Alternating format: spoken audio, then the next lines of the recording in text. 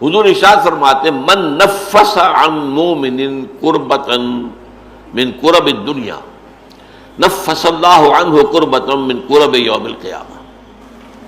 جس شخص نے کسی مومن کی دنیا کی سختیوں میں سے، دشواریوں میں سے کسی دشواری اور سختی کو دور کیا،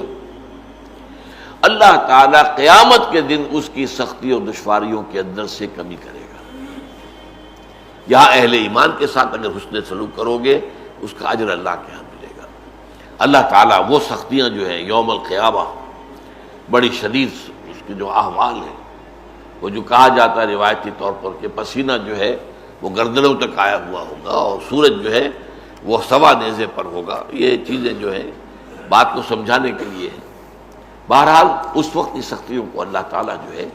آسان کر دے گا اپنے اس بندے کے لیے جو مسلمان بھائی کی، جس نے کسی سختی کو اور کسی تنگی کو اور کسی مشکل کو رفع کیا ہو۔ وَمَنْ يَسَّرَ عَلَى مُعْسِرٍ يَسَّرَهُ اللَّهُ عَلَيْهِ فِي الدُّنْيَا وَالْآخِرَةِ، اور جس نے آسانی پیدا کی کسی ایسے شخص پر، کسی ایسے مسلمان پر جو کسی مشکل میں ہے، تنگی میں ہے، مصیبت میں ہے، تنگ دستی بھی ہو سکتی ہے، تو اگر آپ کے اختیار میں ہے کہ آپ اس کی اس جو ہے تکلیف کے اندر آپ کمی کر سکیں اور اس کے لیے آسانی کا راستہ پیدا کر دیں، یا مثلاً آپ نے کسی کو قرض دیا تھا اور قرض کی ادائیگی کا وقت آ گیا، اس نے کہا تھا 2 سال کے بعد میں دے دوں گا واپس، اب اس کی پوزیشن نہیں ہے، وہ کسی ایسی حالت کے اندر ہے کہ ادا نہیں کر سکتا، تو اب آپ آسانی کریں، یہ نہ ہو کہ اس کے سر پر سوار ہو جائے، بلکہ یہ کہ آسانی کر دیں۔ قرآن مجید میں تو جہاں سود کی حرمت کا حکم آیا وہاں یہ بھی آیا ہے وَإِن تَعْفُوا خَيْرٌ لَكُمْ، دیکھو اگر ایک تو یہ کہ تمہارا مقروض جو ہے اگر نہیں دے سکتا تو اس کے لیے مہلت بڑھا دو، کوئی حرج نہیں، اور اگر معافی کر دو تو یہ سب سے بہتر ہے۔ آخر تمہارا مسلمان بھائی ہے، اس نے تم سے قرض لیا تھا، اور قرض ظاہر بات ہے آدمی دیتا ہے اپنی اضافی جو دولت ہے، جو بھی اس کے پاس بچت ہے اسی میں سے دے گا، اور وہ جو ہے اس کے بارے میں تو یہاں تک فرمایا سورہ بقرہ میں کہ یسألونک ماذا ينفقون قل العفو، اے نبی یہ آپ سے پوچھتے ہیں کتنا خرچ کریں ہم اللہ کی راہ میں، انفقوا انفقوا انفقوا انفقوا،